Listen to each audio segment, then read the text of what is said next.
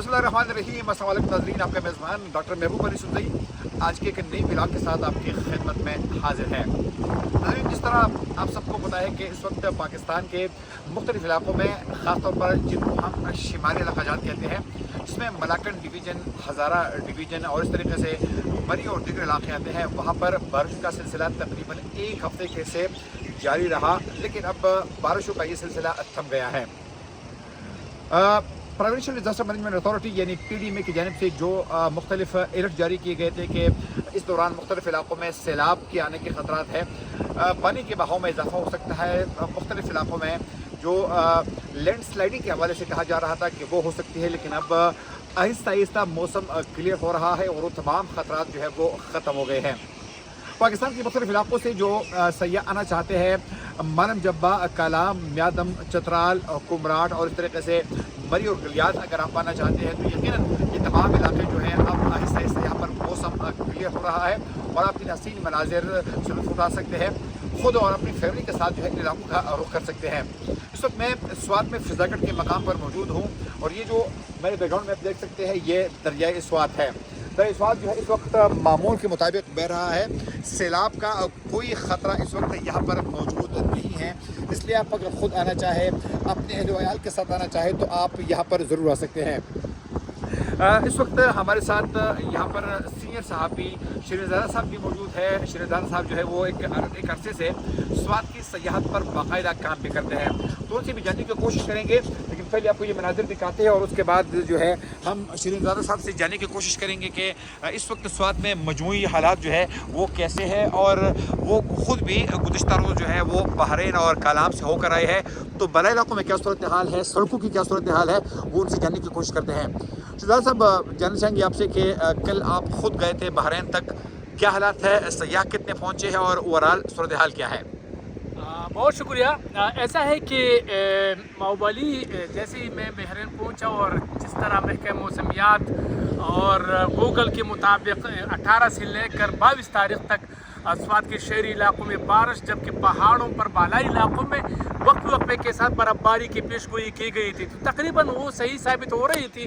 तो हम इस वजह से मैं वहाँ गया ताकि हमें पता चल सके कि क्या सूरत हाल है, सड़क बंद है या स्लाइडिंग होगी नहीं होगी, क्या सूरत हाल है। तो मैं जब वहाँ मैं गया तो काफ़ी तादाद में मैंने सयाहों को भी देखा, मुकामी लोगों से भी मेरी बात हुई, तो वो ये कह रहे थे कि ये जो पेशगोई की जाती है ये सयाहत पर बहुत बुरे असरात मुरतब करते हैं, क्योंकि लोग फिर डर की वजह से, खौफ की वजह से बाहर मतलब वो इन इलाकों का रुख नहीं करते। तो काफ़ी तादाद में सयाहों से भी मैंने बात की, तो कालाम रोड भी मतलब क्लियर था। स्लाइडिंग थोड़ी देर के लिए, 1 घंटे के लिए रोड बंद किया गया था जब शदीद बारिश हो रही थी, तो इस वक्त कुछ पत्थर आए थे, लेकिन रोड को क्लियर कर दिया था। इस तरह माहोडन झील का रास्ता अभी भी बंद है। बलोगा तक आप अपनी गाड़ी में जा सकते हैं और जीप के ज़रिए भी वहाँ जा सकते हैं। उस रोड का रास्ता भी क्लियर है, तो तकरीबन रास्ते तमाम क्लियर है। तकरीबन आज तीसरा रोज़ है, बारिशों का सिलसिला वक्फे के साथ जारी है। लेकिन एक बात मैं यहाँ पर वाज़ेह कर दूँ कि ये वो मुसलाधार बारिश नहीं है जो जिससे सैलाब मतलब हम कह सकते हैं कि वो इनके आने का जो है ना वो तवक्को की जाती है। ये मुसलाधार बारिश नहीं थी। 3 दिन है आज और आप देख सकते हैं कि इस वक्त बारिश रुकी हुई है और वक्फा भी है।